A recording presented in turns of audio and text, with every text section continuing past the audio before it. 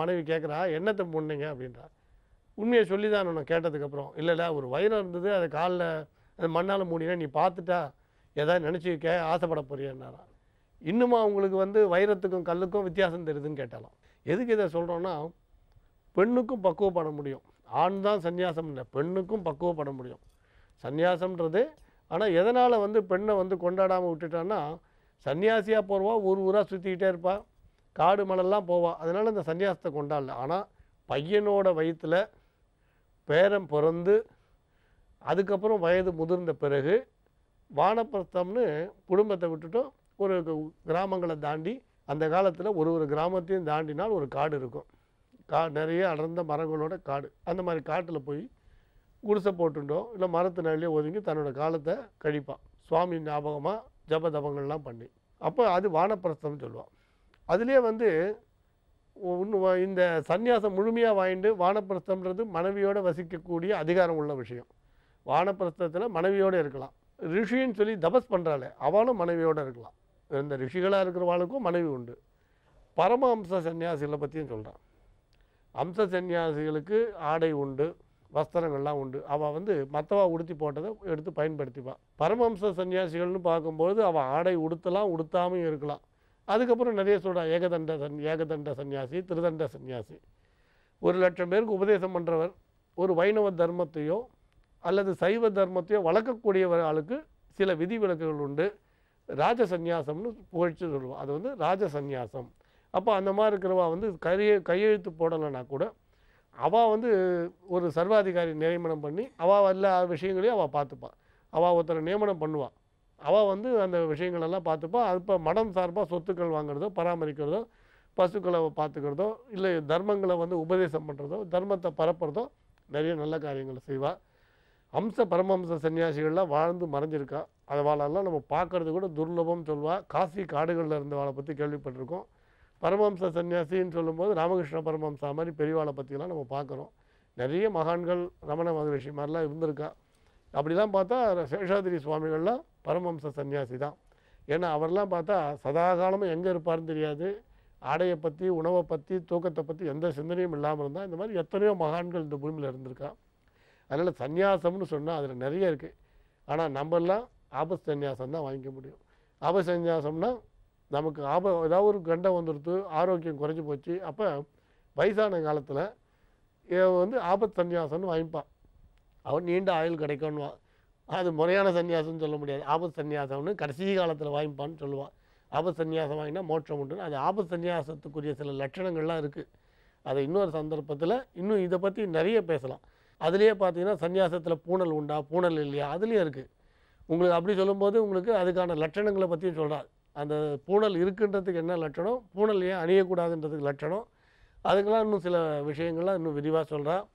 அதே மாதிரி பார்த்தீங்கன்னா அந்த சன்னியாசிகளுக்கான சீடர்களுக்கான லட்சணங்கள்னு தனியாக சொல்கிறா உங்களுக்கு. அதெல்லாம் தனியாக உண்டு. அதை பற்றிலாம் நம்ம இன்னும் பின்னால் விரிவாக நம்ம ஒரு சந்தர்ப்பத்தில் பேசலாம். இப்போ ஆன்மீக ஜோதிட கேள்விக்கு போகலாம். நம்புங்கள், நல்லது. இதை வந்து அப்படியே மைண்டில் ரிஜிஸ்டர் பண்ணிக்கணும். இன்றைக்கி Pradosham, all roads lead to Sivan kovil. எல்லாரும் கடைசியில் சாயந்தரம் சிவன் கோவிலில் வந்து சங்கமிக்கணும். அதுபோல் இன்று சந்திராஷ்டமம் இருப்பதால் நீங்கள் ஆலய வழிபாட்டிலே அதிக கவனம் செலுத்துங்கள். இன்று சிவபுராணம் சொல்லுங்கள். நமச்சிவாய வாழ்க, நாதன் தாழ் வாழ்க, இமைப்பொழுதும் என் நெஞ்சில் நீங்காதான் தாழ் வாழ்க என துவங்கும் சிவபுராணம் மாணிக்க வாசகர் அருளி செய்த எளிமையான தமிழிலே அமைந்த அனைவரும் சுலபமாக படிக்கக்கூடிய ஒரு சின்ன பாக்கெட் சைஸ் புக்கு கிடைக்குது. அதை வாங்கி வச்சுங்க, பாக்கெட்லேயே வச்சுக்கலாம். அதை வேணுங்கிறப்போ எடுத்து படிக்கலாம். அந்த மாதிரி பாக்கெட் சைஸில் சிவபுராணம் அப்படின்ற புத்தகம் கிடைக்கும். அதை வாங்கி வைத்து கொண்டு படியுங்கள். மாலை நேரத்தில் சிவன் கோயிலுக்கு சென்று சிவதரிசனம் செய்துவிட்டு வாருங்கள். மீன ராசிக்கு இது ஒரு மிக அற்புதமான நன்மைகள் நடைபெறுகின்ற நல்ல நாளாக விளங்குகிறது. ராசிக்கு 7ஆம் இடத்திலே குருவும் சந்திரனும் ஒன்றாக இணைந்து ராசியை பார்த்து கொண்டிருக்கின்ற கஜகேசரி யோகம் இருப்பதால் நீங்கள் அனைத்தையும் வென்று விடுவீர்கள். எதிர்ப்புகளை ஜெயிக்கக்கூடிய நாள். நோய் நொடிகளை தாங்கிக் கொண்டு அதிலிருந்து குணமடைந்து மீண்டு வருகின்ற நேரம். வழக்குகளிலே வெற்றி பெறுகின்ற நேரம். எப்பேற்பட்ட இடர்பாடுகள் வந்தாலும் இன்னல்கள் வந்தாலும் அவற்றையெல்லாம் சர்வசாதாரணமாக தாண்டி வரக்கூடிய ஆற்றல் உங்களுக்குள் இருக்கிறது. எதிர்த்து நின்றாலும் அதிலே வெற்றி பெறுகின்ற வல்லமை உங்களிடம் இருக்கின்றது. உச்சி மீது வானிடிந்து வீழுகின்ற போதிலும் அச்சமில்லை அச்சமில்லை அச்சம் என்பது இல்லையே என்று பாரதி பாடினானே, அதை போல மன உறுதியோடு செயல்பட்டு அனைத்து தடைகளையும் மீறி ஜெயிக்கக்கூடிய நாளாக இந்த நாள் விளங்குகிறது. எனவே இது ஒரு மிக சிறப்பான நாள். மாணவ மாணவியர் எல்லாம் கல்வியிலே மிக அற்புதமாக முன்னேற்றம் காண்பார்கள். தொழில் செய்து கொண்டிருப்பவர்கள், சுய தொழில் செய்பவர்களுக்கு அதிலே உள்ள கடன் தொல்லைகளிலிருந்து விடுபடுவதற்கான மார்க்கம் இப்பொழுது தெரியும். எப்படி வெளிவரப் போகிறோம், இந்த கடனை எல்லாம் எப்படி அடைக்கப் போகிறோம் என்று பயந்து கொண்டிருந்த உங்களுக்கு ஒரு இருட்டின் ஓரத்திலே சிறிய ஒளி தெரிவது போல, a light at the end of the tunnel என்று சொல்வார்களே, அதை போல இருளுக்கு பின்னால் ஒரு ஒளி தெரிவது போல, விடிவெள்ளி போல உங்களுக்கு ஒரு வழி தெரியும். கடனை அடைக்க நிச்சயமாக உங்களுக்கு வழி பிறக்கும். தொழிலிலே மிகப்பெரிய வெற்றியை பெறுவீர்கள். ஆரோக்கியம், பொருளாதாரம், குடும்ப உறவுகள் போன்ற அனைத்தும் வெகு சிறப்பாக முன்னேற்றம் காணும். திருமண வயதில் உள்ள மீன ராசியினருக்கு இப்பொழுது இன்று திருமணம் நிச்சயிக்கப்படும். நாளைய விசேஷங்கள். நாளைய தினம் நரசிம்ம ஜெயந்தி. நரசிம்மர் படத்தை வச்சு வீட்டில் பானகம் நைவேத்தியம் பண்ணோம் நரசிம்ம ஜெயந்திக்கு. உங்களுக்கு தெரிந்த அருகில் உள்ள நரசிம்மர் கோயில்களுக்கெல்லாம் போயிட்டு வரலாம். துளசிங்க பெருமாள், சிங்கமுக பெருமாள், தூணிலிருந்து வெளிவந்தானே அந்த பெருமாள்.